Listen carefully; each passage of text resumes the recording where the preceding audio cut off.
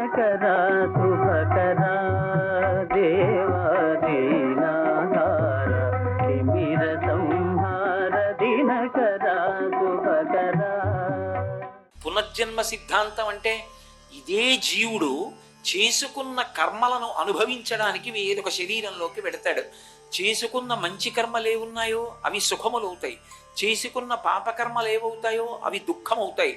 నీకు దుఃఖమొద్దు అనుకుంటున్నావా? అసలు దుష్టమైనటువంటి కర్మల జోలికి వెళ్ళకు. ఎందుకు వెళ్ళవద్దు? అవి గమనించి ఫలితం ఇచ్చేవాడు ఒకడు ఉన్నాడు. ఎందుకు చేస్తావు అలాంటి పని? ఆ పని జోలికి వెళ్ళకు. సత్కర్మ ఏదో అదే చెయ్యి. ఆ కర్మ చేత నీకు ఇక్కడా సంతోషం, ఇక్కడా తృప్తి, ఇక్కడా సుఖం. అలాగే ఉత్తర జన్మల యందు కూడా సంతోషంగానే ఉండగలుగుతావు. ఇప్పుడు ఉన్నాడు వాడు అన్న భావనతో ఒక్కసారి సూర్యుడికి చేసినటువంటి నమస్కారం మనిషి యొక్క ప్రవర్తనని నియంత్రిస్తుంది. అంతకన్నా కావలసిందేముంది? ప్రతివాడు సత్కర్మలతో కూడుకున్నటువంటి జీవితంలోనే ప్రవర్తించడం నేర్చుకున్నాడు అనుకోండి, అలాగే జీవించడం మొదలుపెట్టాడు అనుకోండి, పక్కనున్నవాడికి శాంతి, ముందున్నవాడికి శాంతి, వెనకనున్నవాడికి శాంతి. అశాంతికి కారణం లేదు. తాను ప్రశాంతంగా బ్రతకడం, 10 మంది ప్రశాంతంగా బ్రతకడానికి తాను కారణం కావడం కన్నా జీవితంలో ఇంకా గొప్ప అదృష్టం ఇంకోటి ఏముంటుంది? అంతకన్నా గొప్ప కారణం ఇంకొకటి లేదు.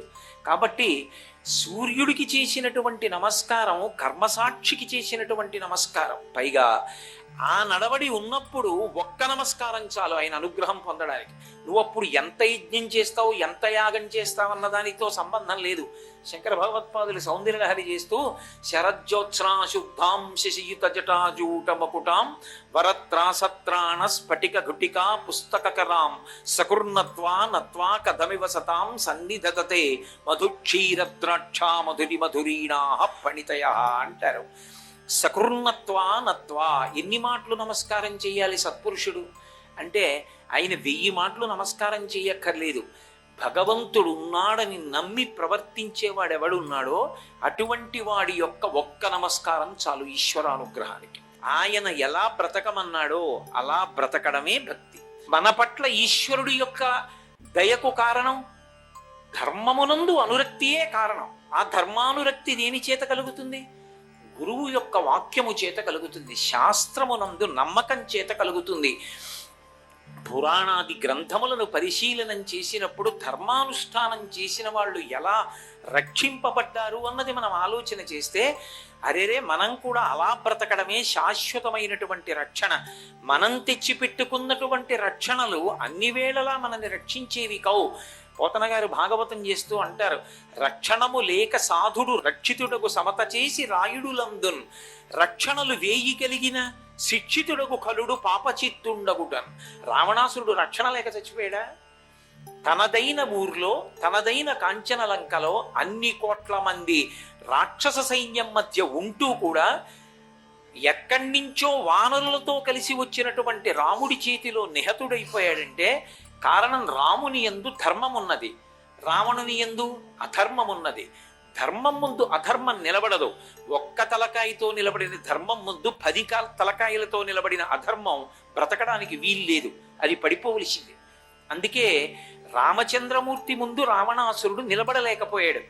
ఈ ధర్మమునందు అనురక్తి, ధర్మమునందు పూనిక, ధర్మాన్ని ఆచరించాలనేటటువంటి అనురక్తి మనకి దేని వల్ల కలుగుతుంది?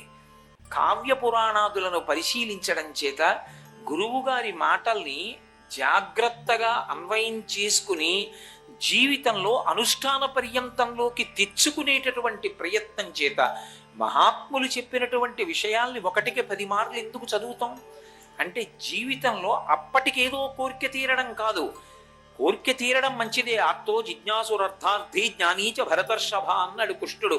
నన్ను కాకపోతే ఎవరిని అడుగుతారయా, నన్ను అడుగుతారు కోరికలు అన్నాడు. అది మంచిదే, కానీ అంతకన్నా ఇంకా పై స్థాయి ఒకటి ఉంది మనుష్యుడికి. అసలు తన జన్మ సార్థక్యం పొందాలి. మనుష్య జన్మ వదిలిపెట్టేశాడు అనుకోండి, శరీరం పోయిందనుకోండి, ఇక కర్మానుష్ఠానం లేదు, ఇక తను పుణ్యం చేయడం అన్నది లేదు, చిత్తశుద్ధి పొందలేడు, మోక్షమునకు కావలసినటువంటి యోగ్యత పొందడం అన్నది ఇక ఏ ఉపాధికి లేదు. కాబట్టి ఒక స్థాయిలో కోర్కెని దాటి అంతకన్నా కూడా జీవితాన్ని పండించుకోవాలి అంటే గురువుల యొక్క వాక్యాన్ని అర్థం చేసుకునేటటువంటి ప్రయత్నం చెయ్యాలి. బాగా అర్థం చేసుకుని అనుష్ఠానంలోకి తెచ్చుకోవడం అన్నది అంత అవసరం.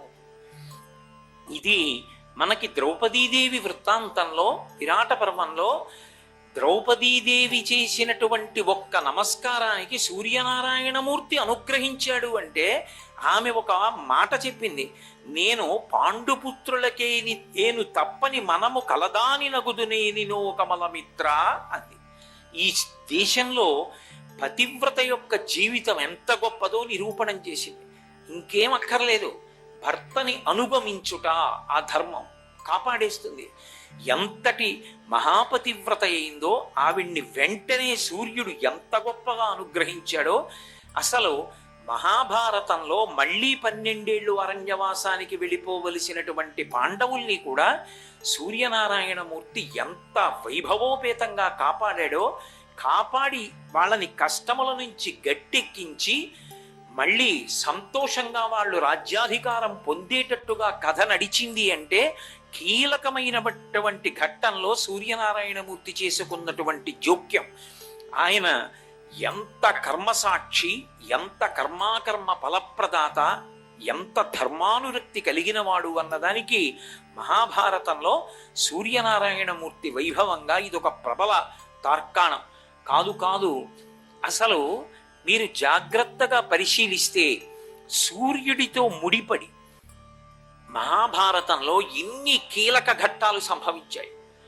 ఆయన అనుగ్రహం కానీ కించిత్ లోపించిందనుకోండి, అసలు పాండవులు గెలవడం అన్న మాట లేనేలేదు. పాండవులు గెలిచారు అంటే ఆ సూర్యనారాయణమూర్తి యొక్క అనుగ్రహమే కృష్ణమూర్తి యొక్క అనుగ్రహంగా ప్రసరణం జరిగింది పాండవుల యందు.